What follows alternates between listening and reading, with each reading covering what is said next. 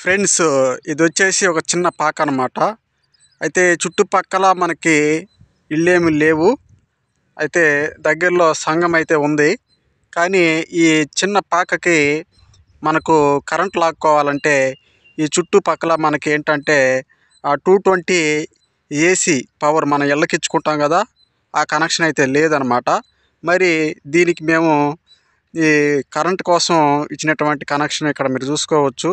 ఈ లైన్ వచ్చేసి మనకు ఏదైతే అక్కడ ట్రాన్స్ఫార్మర్ ఉందో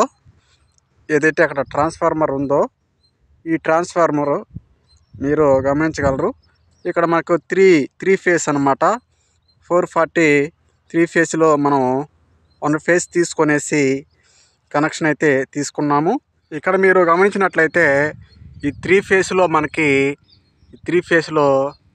ఈ బ్లూ వైర్స్ని మీరు గమనించినట్లయితే ఒకటైతే ఎర్త్కి ఇచ్చాము, ఇంకోటి వచ్చేసి ఈ 3 ఫేస్లో మనం 1 ఫేస్ అయితే తీసుకోవడం జరిగింది. ఇక్కడ మీరు గమనించండి. దీనికోసంగా మనం ఈ చిన్న పాకకి ఒక 5 kVA auto cut off stabiliser అయితే వాడడం జరిగింది. అది కూడా చూపిస్తారండి. అక్కడ మనము ఆ ట్రాన్స్ఫార్మర్ నుంచి 1 ఫేస్ అయితే తీసుకున్నాం. ఆ 1 ఫేస్కి మనం ఏంటంటే ఆ 1 ఫేసు ప్లస్ ఎర్త్ ఈ రెండింటికి మనం ఒక ఎంసీబీని అయితే ఇక్కడైతే కనెక్షన్ ఇచ్చుకున్నాం. దీని నుంచి మనకి ఇక్కడ 5 kVA auto cut off stabiliser అయితే వాడడం జరిగింది. సో ఇదేంటంటే మనకి high voltage auto cut off అన్నమాట.